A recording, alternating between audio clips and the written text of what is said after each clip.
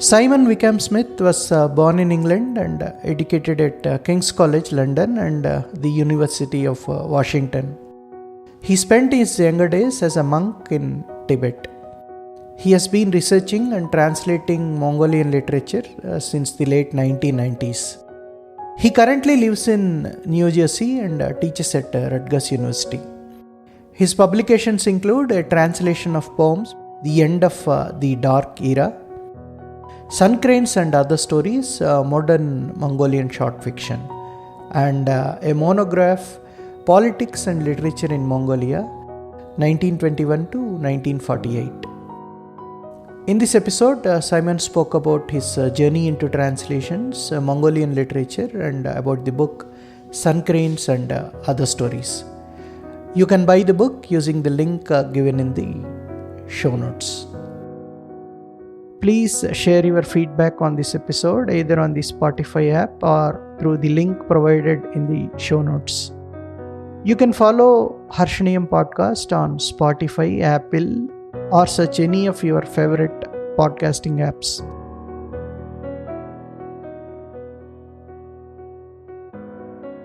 Welcome to our podcast, Harshneam. Thank you, Anil. It's good to be here. Mongolian, Tibetan, and Manchu. How did you get introduced to these languages and why did you choose to get into translations?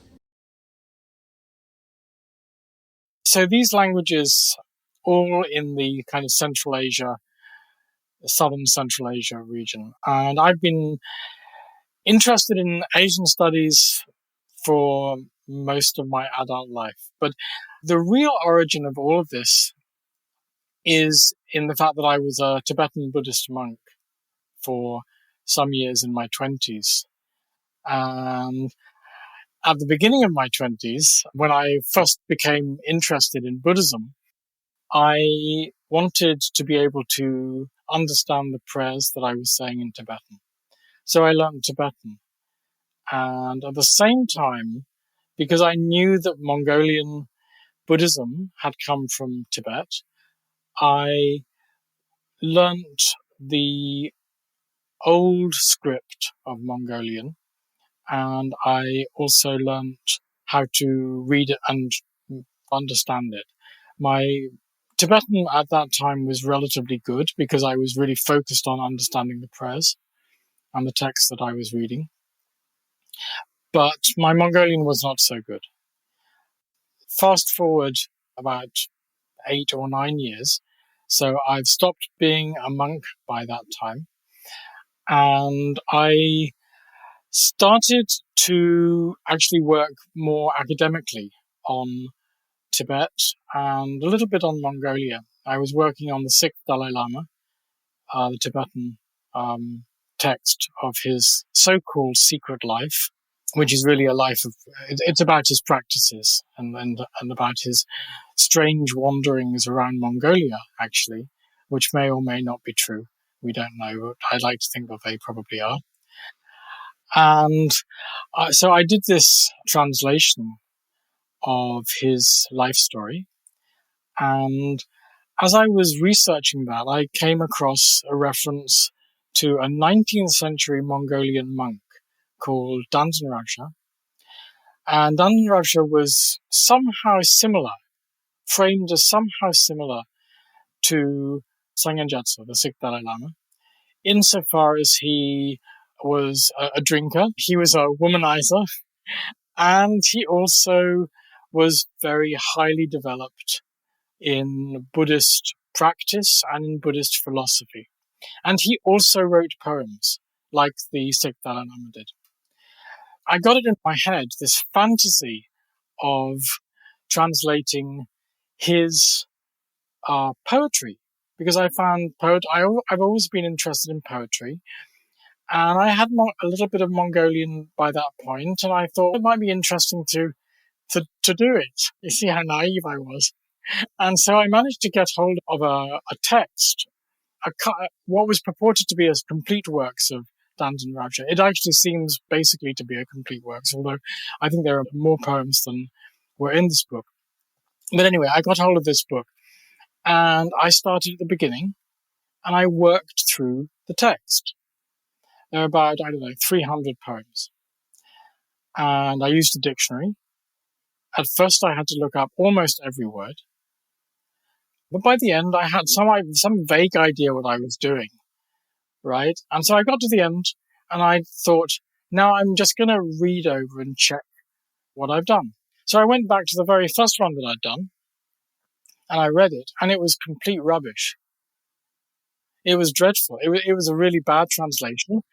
And by that time, I knew that my interpretation was wrong, right? So maybe I'd found a word that was similar and hoped for the best. So I did it all again.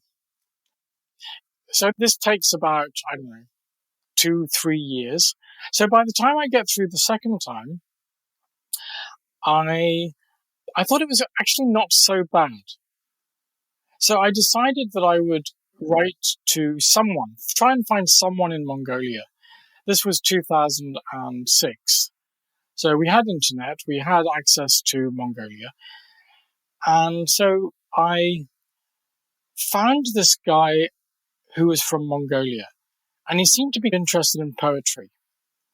And his name was Mindoyo. And so I wrote to him and I said, because I thought it would be a good idea to be courteous and to say to some random Mongolian who might be interested in poetry, I've translated this text. I just want you to know that someone out there enjoys this text. So he wrote back to me and he said, thank you for your contribution to Mongolian literature. This is my paraphrase. Actually, later I discovered that it was actually his assistant who was writing in English. Because I wrote in English, because I didn't think my Mongolian was quite good enough to be able to write. And so I thought I was getting this direct from him, but it doesn't speak English, not even now. So I have to communicate in Mongolian with him. But anyway, so his assistant wrote, thank you for your contribution to Mongolian literature. I am very pleased that this has been done, and I would like to invite you to Mongolia.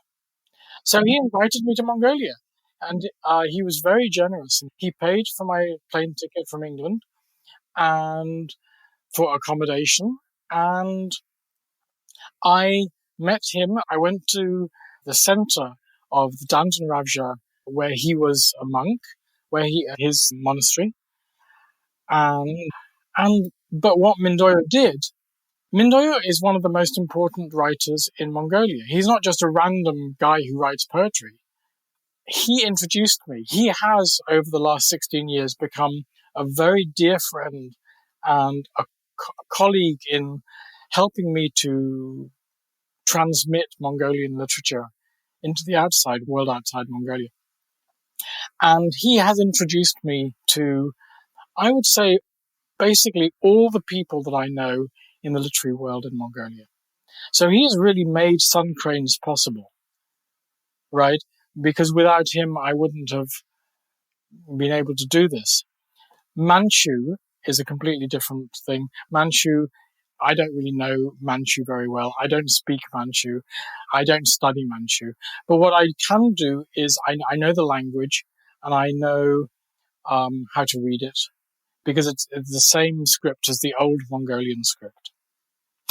So what happens is that when we get someone who's interested in the Qing dynasty at my university, I'm the one who teaches them Manchu.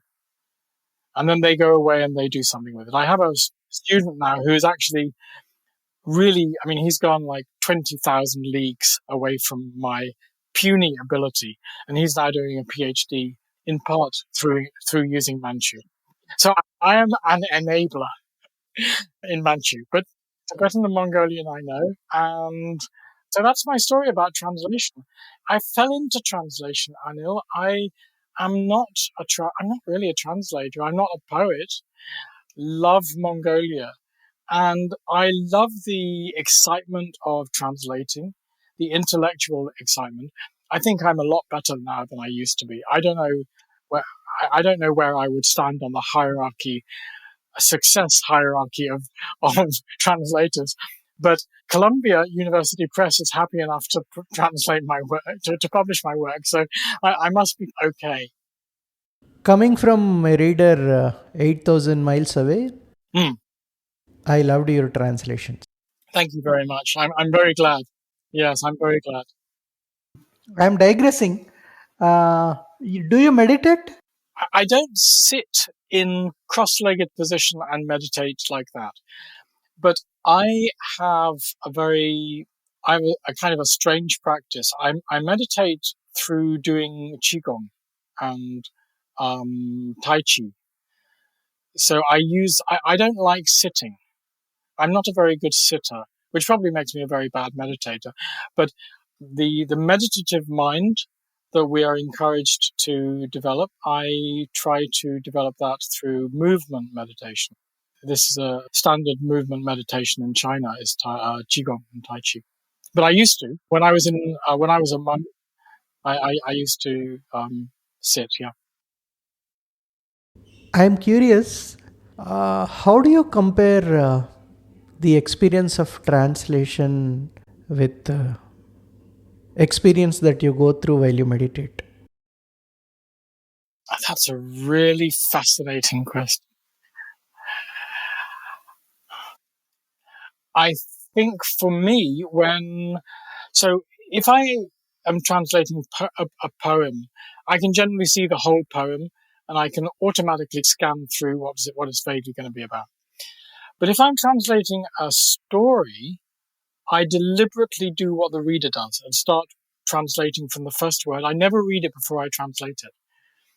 I have to have a certain mental clarity in order to start translating, not to be affected by what I might have read from this same author or something completely different that I've read, right? So I do need a certain clarity, whether that's a meditative clarity. I don't think it's more of an intellectual clarity, but intellectual clarity and meditative clarity kind of work together somehow, right? Yeah, yeah. But that's a really interesting question. I think that's what I would say. Yeah. You understand how you start. How do you look at this first word of this text? And how do you move along the lines from there? Yeah. Please tell us about Mongolia, its people, and the current socio-political situation. For those who are looking at this book, most of the stories, I would say, were written during the 70 years between the 1921 revolution, Soviet-led revolution, Soviet-backed revolution, and the 1990 when Mongolia had a democratic revolution and the Soviet Union pulled out. I think most of the stories were written during that time, and that was a period. If anyone knows about the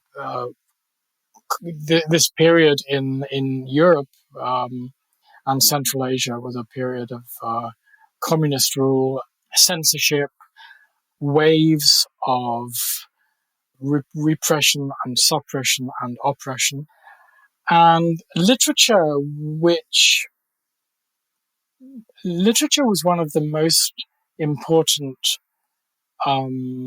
bulwarks against this communist establishment, but it was also in some ways the most important medium through which the government was able to promote its ideology. But in more general terms, Mongolia is a country bigger than Western Europe. It has grassland, it has desert, it has forest, it has very flat areas towards China and very mountainous areas in the middle and to the west. Its people are traditionally nomadic herders, but I think now more than half of the population is sedentary. I think there are about 3 million people, maybe just over 3 million people. in a country the size of Western Europe. So you can see how thinly populated it is. And the nomadic herders live in what's called ger, which we also know as yurts, which comes from Russian yurta, but the Mongolian word is ger. They herd 5 types of animal. That's goats and sheep and cows and horses and camels. And then Ulaanbaatar, which is really the only really big city, is like a very bustling Central Asian hub. It has more and more Western influence. It has a huge number of cars, tremendously uninspiring traffic jams. It's a really great city to be in.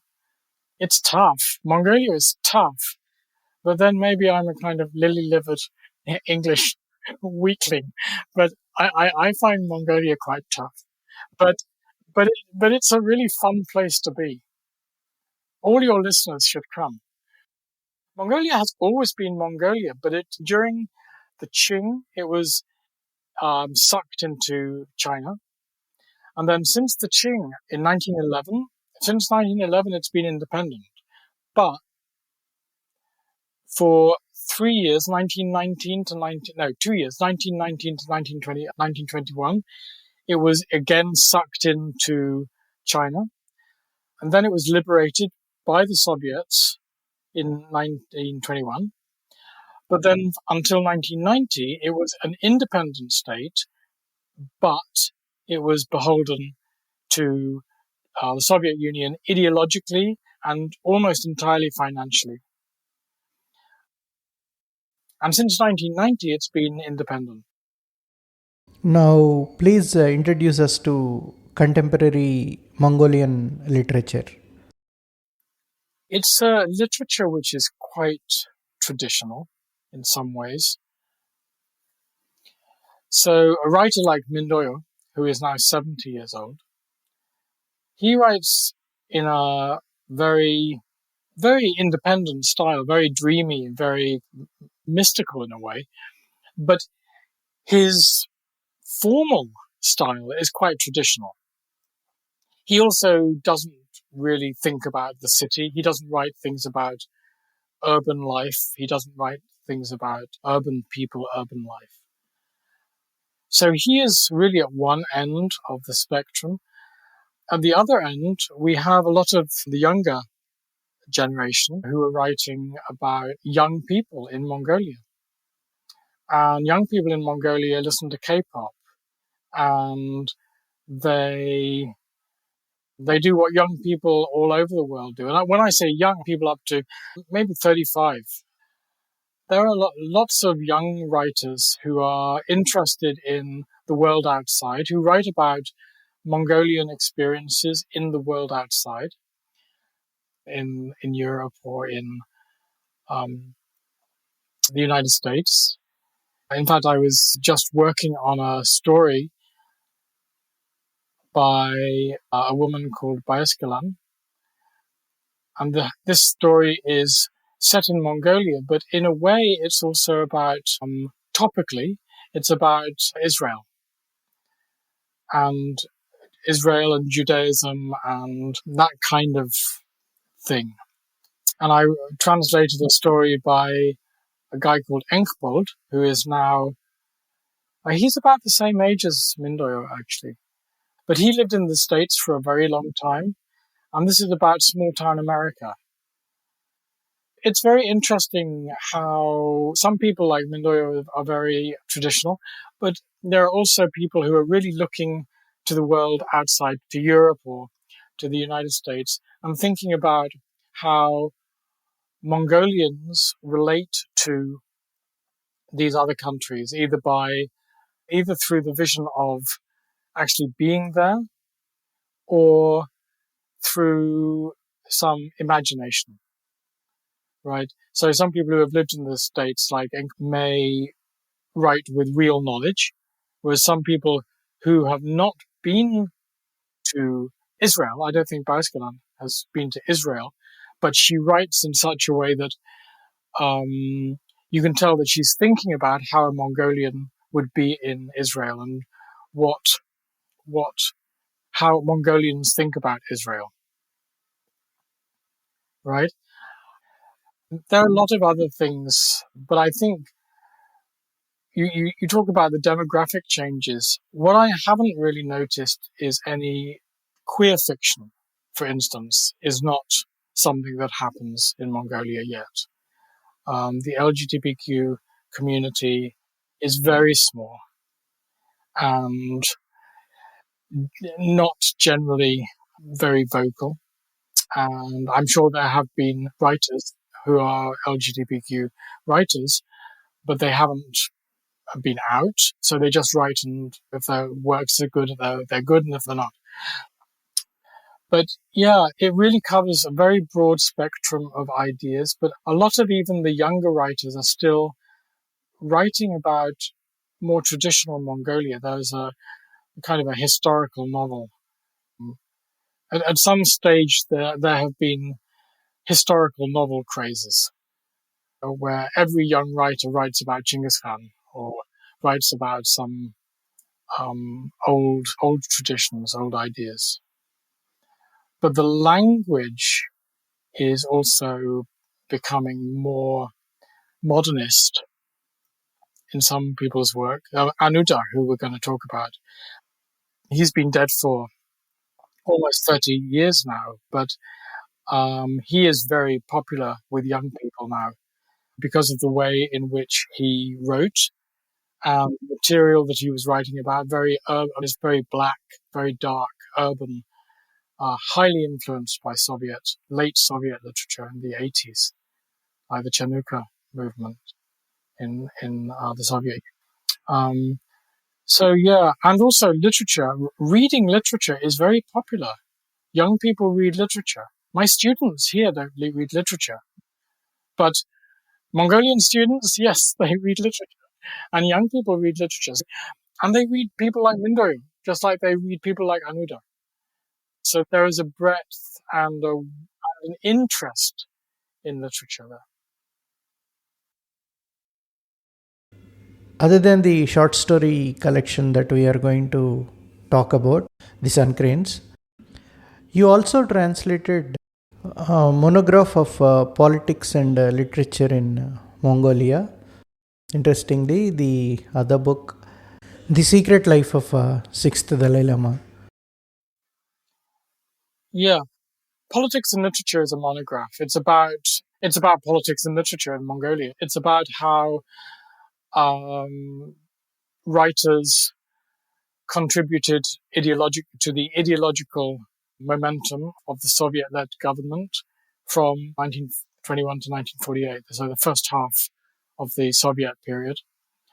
It deals with material which most Mongolians might not know very much about, and people don't know about these writers in the West. It really puts it in context. I'm not really interested in politics in a broad sense, but I started this book wanting to write about literature. And then I realized that because most of these writers were writing about ideology, and many of the writers ended up in prison because they didn't do the right thing, I had to write about politics too. So I somehow trained myself in Mongolian politics of this period too.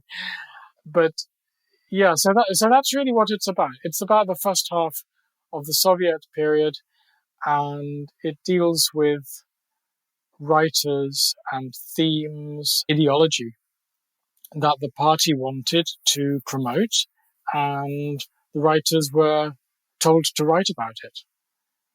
Yeah, I find it a really fascinating period because Mongolian literature was primarily oral, and people were primarily illiterate until the revolution.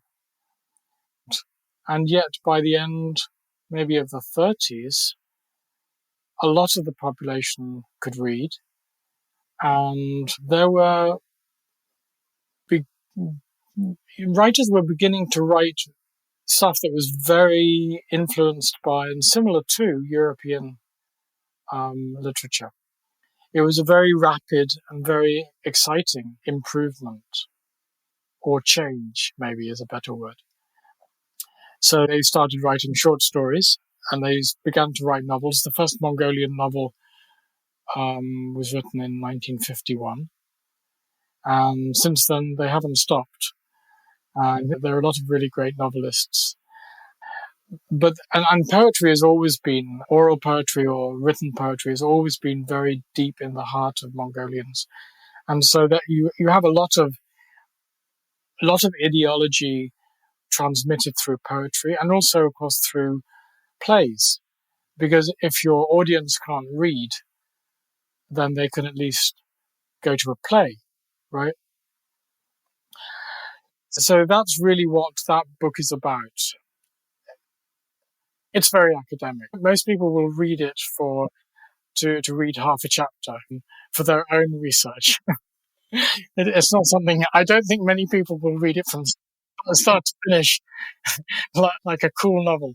But I enjoyed writing it, and I loved doing the research. The research is really fascinating because, like I say, most people have not really explored this. And Mongolian writers, Mongolian literary critics, and literary scholars, every 10 or 15 years, the government made them write a history of Mongolian literature because the ideology changed, so they had to rewrite it. So I don't imagine that anybody really enjoyed writing that. It's like kind of turgid, uninteresting lists, although it's fascinating for me because it's lists of books. And seeing how the ideology frames these books is really interesting. Yeah, but you don't get very much insight into the authors, and you don't get very much insight into the books, actually, because you know what's coming. This book doesn't address this particular ideology appropriately, so we're gonna ban that. But this one really is great. This one really tells us how the working classes suffer under the Qing, and now they are joyous and happy under our wonderful system. So we're going to promote this one. And that changes every few years. So they have to pull out their old manuscripts and retype them. And they have to retype their manuscripts, and that gets published as the history of Mongolian literature.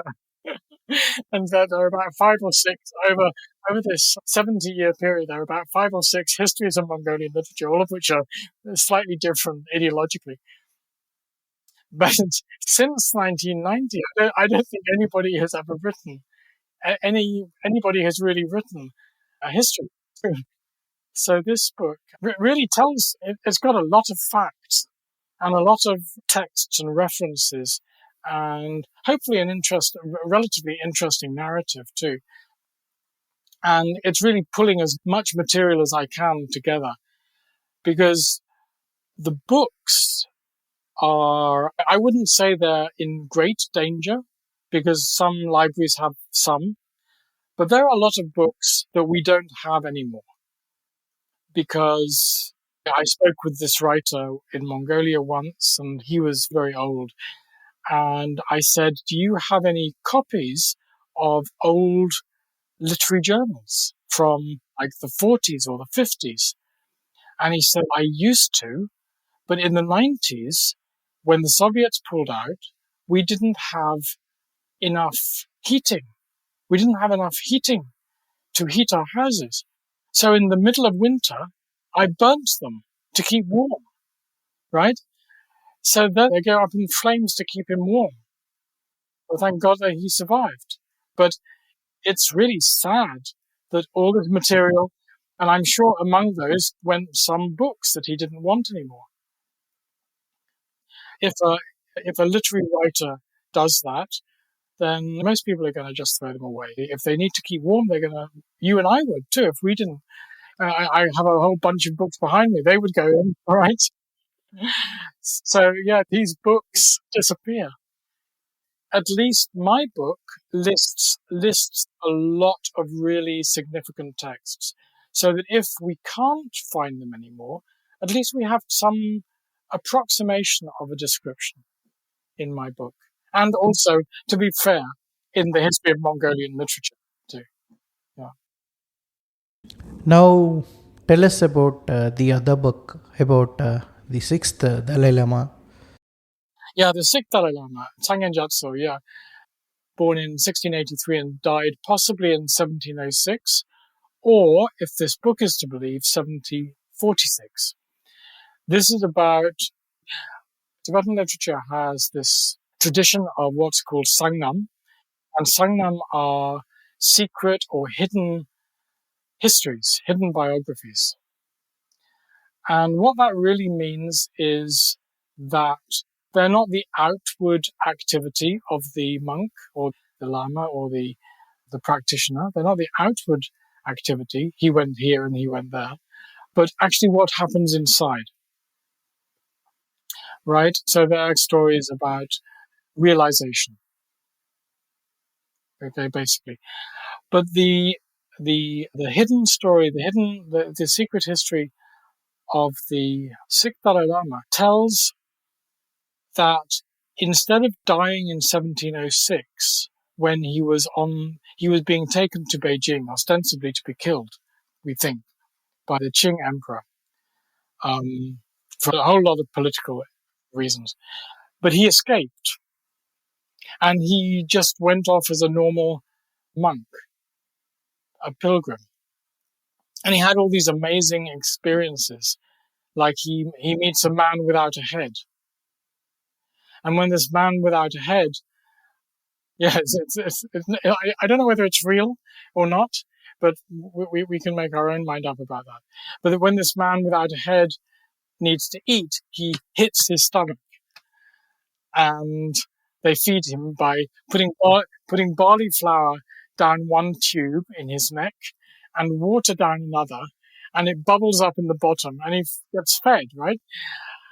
So he does that, and he travels around with this guy, and they go to a lonely, ruined monastery, and they encounter dancing skeletons. And then he has a zombie attack, and he meets yetis. He meets yetis who chase him. This yeti chases him, right? Yeti chases him with a huge tree that he's ripped up. But also there are practices. He talks about some of the practices that he does. And then he ends up back in Lhasa. And then the end of the book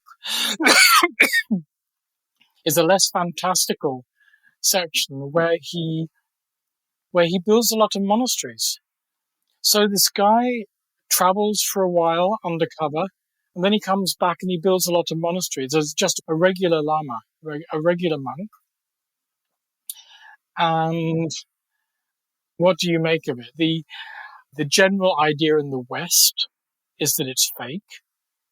The general idea in Tibet is that it's true. Yeah, I can't imagine many Western scholars really believing it. But the truth is that our view is only our view. And there is no reason why, just because we have a scientific view, that we are right. That's absurd. So what I say in the introduction is we can have our opinion based on realism and science, but also Tibetans who are not stupid, who do have brains, have this other perspective that actually, yes, he did survive. And the question of who then is the seventh Dalai Lama, who was enthroned in 1720, 26 years before this alternative Dalai Lama died, then the answer is that it's simply emanations of the fifth Dalai Lama. It's impossible to know unless we find out that this book is written by some joker. But yeah, it's an amazing book. I really enjoyed translating it. It's wild. It's completely wild. It's fantastic.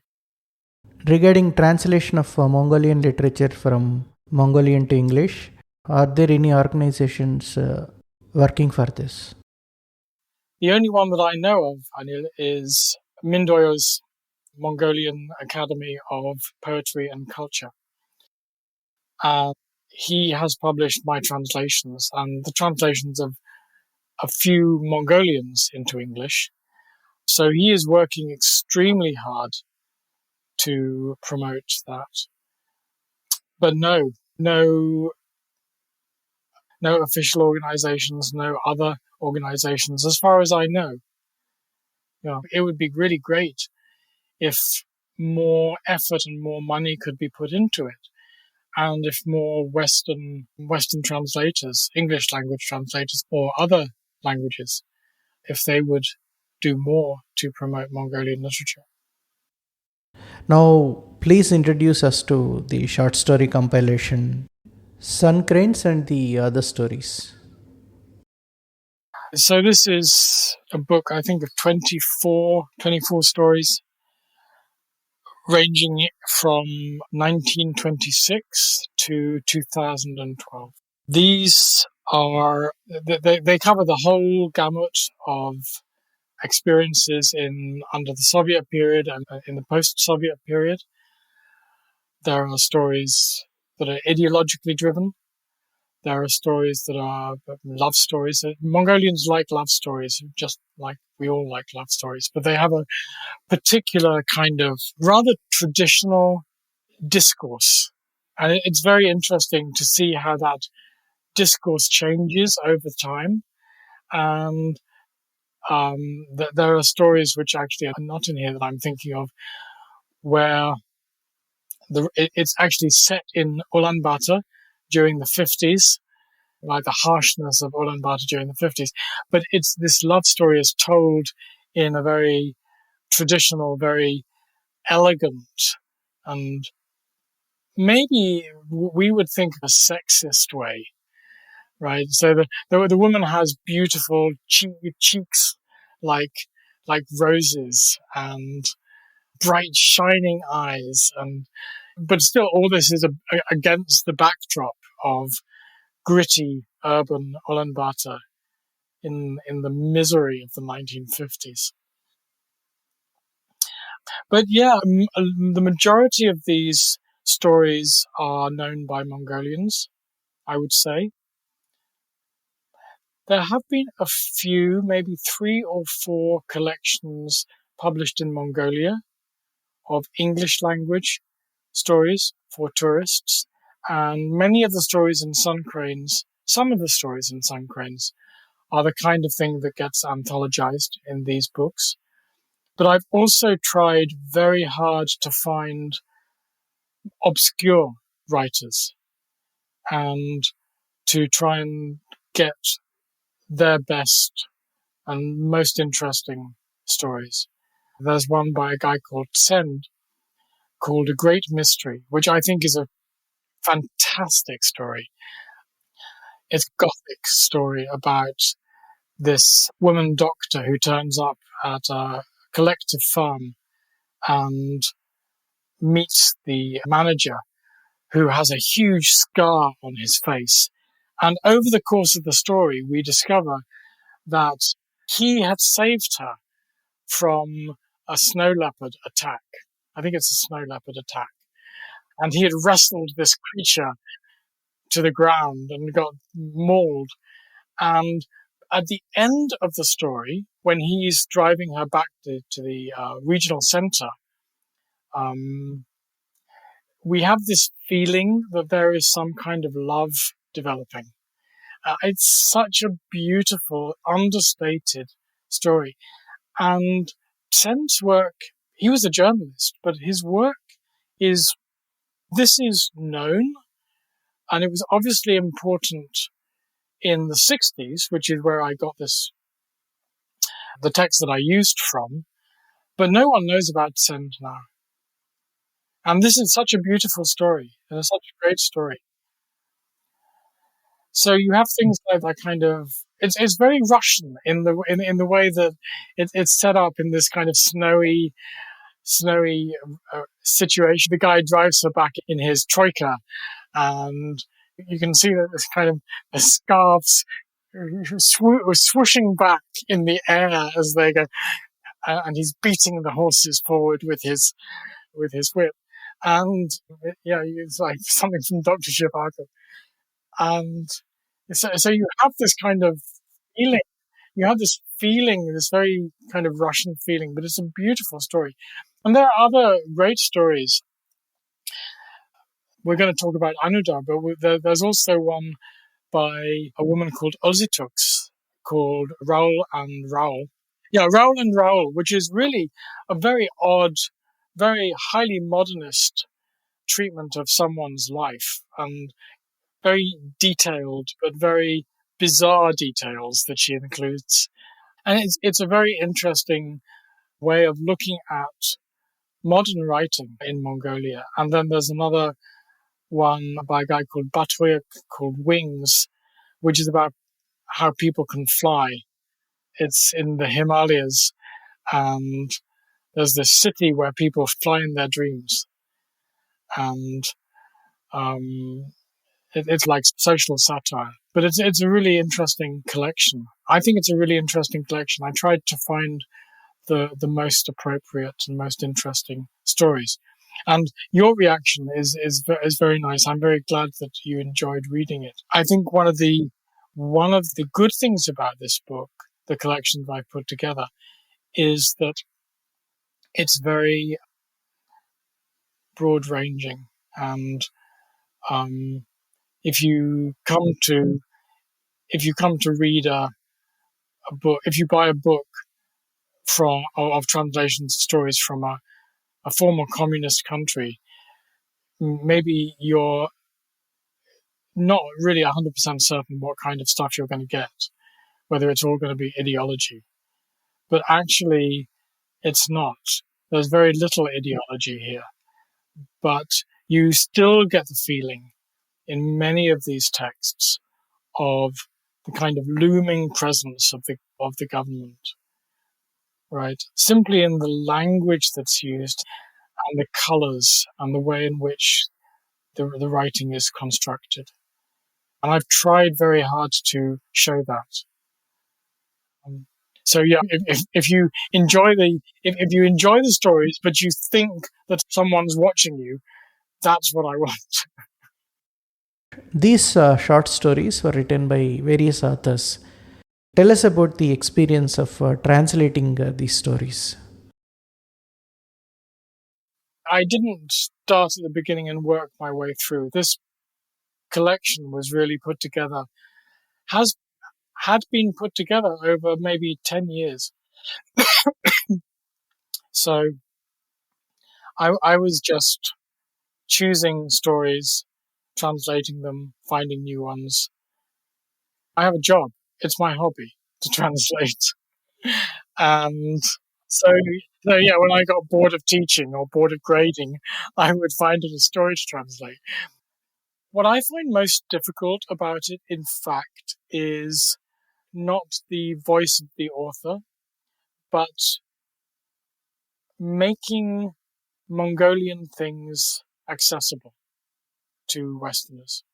Because most of us haven't been to Mongolia. And coming to the story, Hulan, the ending is really beautiful. The way the story ends, it's really beautiful. Probably one of my favorite stories from the book. No, that's one of my favorite stories. And he wrote it over 30 years. And it's supposed to be autobiographical, but no one, there's been this kind of, yeah, there's kind of been this kind of hunt for trope in Mongolian literature since. No one can find out who Hulan actually is. And his wife is still alive. And I think maybe when his wife finally dies, maybe someone will come forward and say, I was Hulan. But it wasn't his wife, for sure. And so we don't know who Hulan was, but we know that it is Eden who is this protagonist. Yeah, so it's a really interesting perspective on his life too. Yeah. It's a really beautiful story and very tender and very beautifully expressed. Yeah. And the other story, everything. It's very interesting the way it's written, the way it's constructed. All the sentences are very, very short. Maybe 2 words or 3 words. Each sentence is 2 words or 3 words. Not more than that. I translated this story many years ago, and then I met Anuda's sister, and she told me that actually he wrote in Russian. Because he was basically educated in Russian. So he spoke Russian and Mongolian fluently, bilingual. And so he wrote this originally in Russian. I don't speak Russian. I don't know really Russian literature very well. But he was really influenced by Russian writers of the 1980s, the kind of end of the Soviet era writers. And like I said earlier, this Chenucha idea of like black humor and everything's miserable. And it's got a kind of rather nihilistic perspective, which in this story. This is how the Mongolian is, and I haven't seen his Russian manuscript, but I'm pretty sure that um, he translated into Mongolian in the same way as he wrote the original. No, but what's interesting about this story is that it really does new things with Mongolian literature. This is not a style that has been repeated, and it's not a style that was used before Anuda. So this is his style very much. It's very unusual and very kind of influential in the sense that people read Anuda's work because of the style and because of the content. But the style is really interesting to people because it's so weird for Mongolian writing. These very short sentences and this repetition too, which I find really interesting. It's like Gertrude Stein almost, right? Now, what are the projects that you are currently working on? Right now, actually, I'm not really focused on any translation. I'm writing a paper based on another translation that I did of a. The paper is about the Stakhanovite labor ideology in late Stalinist Mongolian literature. So there's this one book that I translated, this novella, which is about a woman who wants her factory to overproduce at the end of the 5-year plan of 1948 to 1952. She wants to get her factory producing and producing. She wants 600,000% production. It's all about this because, of course, at this stage, at the end of this was written in 1951. So at the end of the 5-year plan, people were being encouraged to overproduce and to really develop their ability to fulfill their quotas like 12,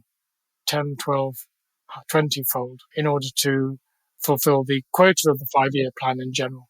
So this is a highly ideological piece, another highly ideological piece. What I will be doing is when Mindoyo finishes his next novel, which I think will be relatively soon, I will translate that. I'm also thinking to put together another book of short stories, but that's very much in a fetal phase right now. There are some writers from the 90s, including Enkbold, whom I mentioned earlier, and I haven't really looked at them, but they have a kind of interesting position in Mongolian literature because they are neither old nor are they young.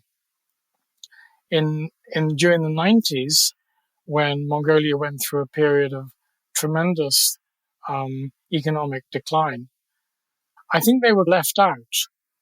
Their work has not really been thought about very much, and I think they are really interesting, very unusual voices from this period, and different kind of, again, it's in part quite modernist, but also it's slightly left field, slightly strange, kind of surrealist, but not quite maybe surrealist. But that is the kind of thing that I want to put in this new book. I don't want so many old stories. I want much more recent stories since the fall of the Soviet era.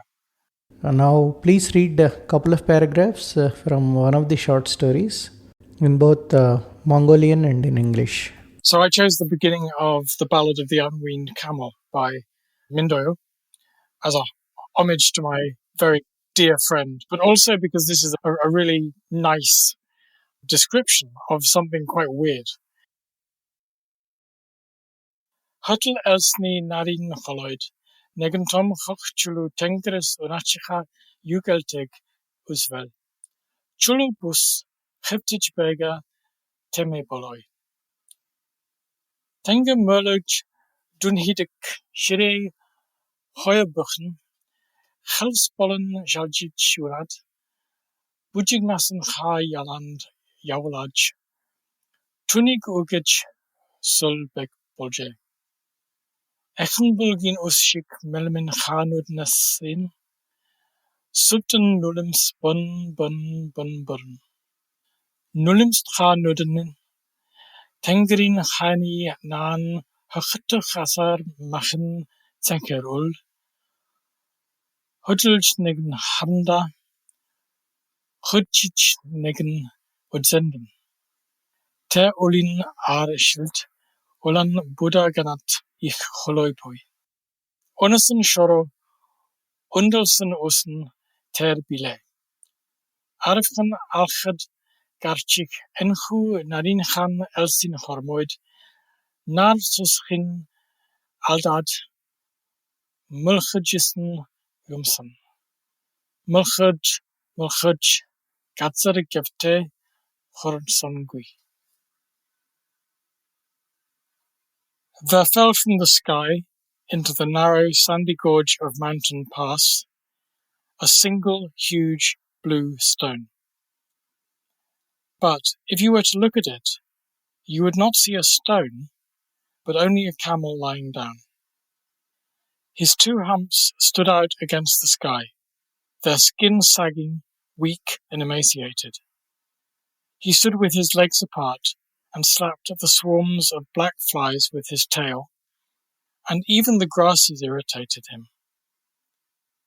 Tears flowed from his eyes like pearls of spring water, and in those watery eyes the sky stretched a deep blue to its farthest edges, and there rose a pale blue mountain which seemed to him to be in the way. Behind this mountain ran a great red pass, where soil tumbled down and where the water was sucked dry.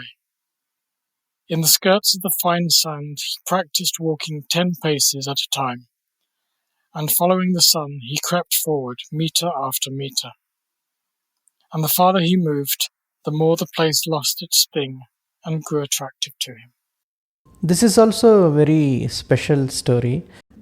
The entire story is written from the perspective of a camel. So Mindoyo is really interesting for that. So his perspective is very much a post-humanist perspective. He thinks as a nomadic herder, he was brought up on the border with China as a nomadic herder herding sheep with a lot of camels too. And he was educated really through stories by his mother when he was very young. And he has this relationship with story and relationship with the natural world in which humans are really not the most important thing. They're only one part of the natural world, right? And so he writes from the point of view of this camel, I feel, as though he really is the camel. We talk about writers being taken over by their character, but these are human characters, right? Like Dickens, for instance, taken over by Mrs. Micawber. But no, Mindoya is taken over by this camel. And it's really amazing. Some of his writing has this real profound sensitivity for the animals that he's talking about. Right? And he writes about the weather like this and about the landscape. So, yeah, it's a tremendous reminder to us in the West how we really should treat and think about the natural world. Thank you, Simon. It's been such an engaging conversation, and I look forward to talking to you again. It's my pleasure, Anil. Thank you.